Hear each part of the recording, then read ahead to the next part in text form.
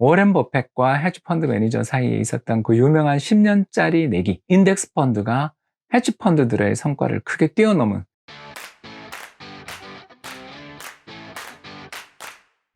안녕하세요. 이코노미스트 홍춘욱입니다.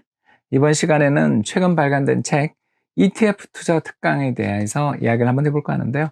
최근 들어서서 개별 주식도 참 재밌지만 저 같은 경우는 상장지수 펀드, 즉 다시 말씀드려서 주식처럼 자유롭게 매매할 수 있는 펀드 상품들에 대해서 관심을 많이 가지고 있습니다. 참고로 상장지수 펀드에 대해서는 지금 보여드리는 그림을 보면 참 좋을 것 같은데요. 주식처럼 자유롭게 매매할 수 있으면서도 또 펀드보다 어떻게 본다면 좀 더 낮은 비용으로 그렇게 거래를 할 수 있고요. 주식처럼 팔고 난 다음에 이틀이 지난 다음에 또 돈을 받을 수 있는 상당히 유동성도 좋은 제품이다라는 것을 알 수가 있습니다. 물론 이제 상장지수 펀드라고 해서 모든 게 완벽하다 이렇게 이야기는 하기는 좀 어려운 면이 있습니다. 왜 그러냐면 상장지수 펀드라는 것은 기본적으로 인덱스, 시장에 있는 여러 주가 지수를 모방해서 복제해서 투자하는 상품이기 때문에 아주 실력이 뛰어난 액티브 펀드 매니저, 다시 말씀드려서 적극적인 매매 전략을 활용하고 있는 펀드 매니저들의 상품보다 수익률이 좀 부진할 때도 있을 수 있습니다. 그러나 최근 워렌 버핏과 헤지펀드 매니저 사이에 있었던 그 유명한 10년짜리 내기, 즉 2008년 글로벌 금융위기를 전후해서부터 시작해서 지금까지 10년 동안의 펀드 내기를 통해서 인덱스 펀드가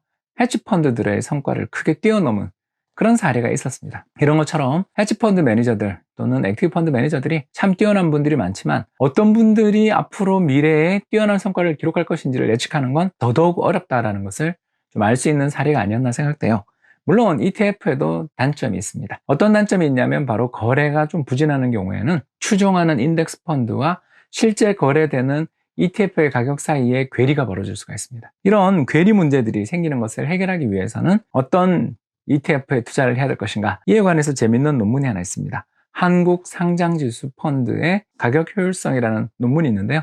이 논문을 보면 거래량이 많고 그리고 보수율이 낮은, 즉 다시 말해서 ETF를 운영하고 있는 운용사의 수수료가 적은 상품들을 투자하는 방향으로 가면 괴리율을 낮출 수 있다는 조언을 해줍니다. 최근 들어서서 정부가 금융종합과세, 그리고 더 나아가서 주식에 대한 양도차익과세 등을 계획하고 있고, 또 이게 점점 더 강화되고 있다는 점들을 생각해 보면 국내에 상장되어 있는 상장지수 펀드에 투자하는 것도 좋지만 금융종합과세에 해당되는 분들 입장에서는 해외에 상장되어 있는 ETF들, 즉 해외로 나가서 투자를 하는 것도 상당히 좋은 방법이 될 수 있다는 것을 알 수 있습니다. 특히 분리과세라는 게 아주 큰 이점이다라는 것을 알 수 있고요. 이제 마지막으로 최근 유행하고 있는 돈나무 원리, 즉 캐시우드에 대해서 한번 말씀을 좀 드리겠습니다. 캐시우드가 운영하고 있는 ARK라는 펀드가 있는데요.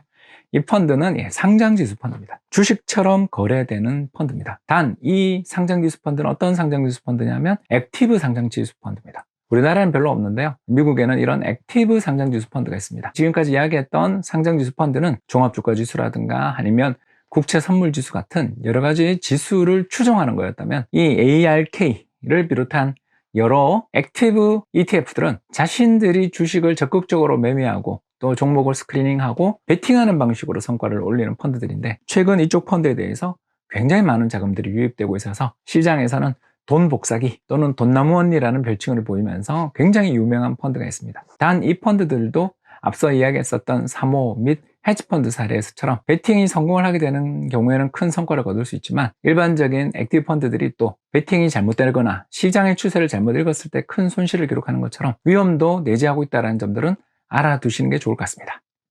지금까지 경청해 주셔서 대단히 감사합니다.